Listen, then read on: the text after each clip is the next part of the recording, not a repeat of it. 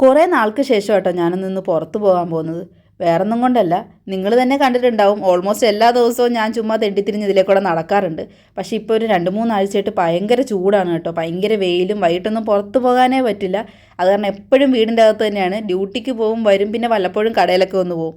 അത് മാത്രമായിരുന്നു ഇപ്പോൾ കുറച്ച് നാളായിട്ട് എൻ്റെ പരിപാടി.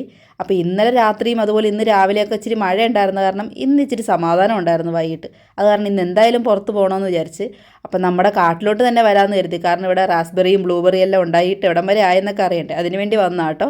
ഏതായാലും അന്ന് കയറിയപ്പോൾ തന്നെ റാസ്ബെറി ആയിരുന്നു കണ്ടത്. ഇഷ്ടംപോലെ അവിടെ നിൽപ്പുണ്ടായിരുന്നു. നിങ്ങൾക്ക് ദേ ഇവിടെ കാണാൻ പറ്റുന്നുണ്ടല്ലേ, ചുമന്ന് കിടക്കുന്നത് മൊത്തം റാസ്ബെറി ആട്ടോ. പക്ഷേ ഇതിപ്പോൾ കുറേ ആൾക്കാരൊക്കെ പറിച്ചുകൊണ്ട് പോയെന്ന് തോന്നുന്നു, അതാണ് കുറച്ചേ ഉള്ളൂ.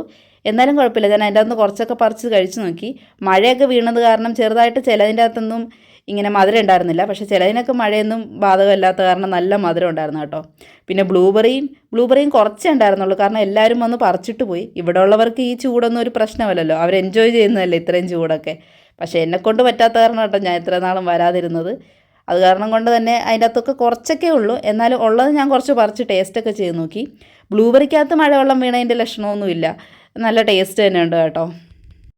പറ്റുവാണെങ്കിൽ 2 ദിവസം കഴിയുമ്പം വന്ന് കുറച്ചൊക്കെ പറിച്ച് സ്റ്റോർ ചെയ്ത് വെക്കണമെന്നുണ്ട് ഫ്രീസറിൽ, കാരണം നമുക്ക് വിൻ്റർ ടൈമിലൊക്കെ ഇത് യൂസ് ചെയ്യാമല്ലോ, നല്ല സാധനമല്ലേ.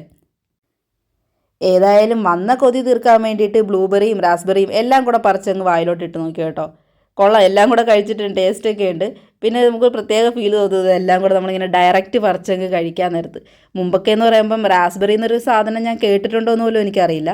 ബ്ലൂബെറി പടത്തിലൊക്കെ കണ്ടിട്ടുണ്ട്, ഇനി കടയിൽ വല്ലതും ഇരിക്കുന്ന കണ്ടിട്ടുണ്ടോ എന്നും എനിക്ക് ഓർമ്മയില്ല കേട്ടോ. പക്ഷേ ഏതായാലും ഇവിടെ വന്നതിന് ശേഷമാണ് അതിൻ്റെ ചെടിയും അതുപോലെ തന്നെ ഈ പഴങ്ങളും എല്ലാം ഡയറക്റ്റ് കാണാൻ പറ്റിയത്.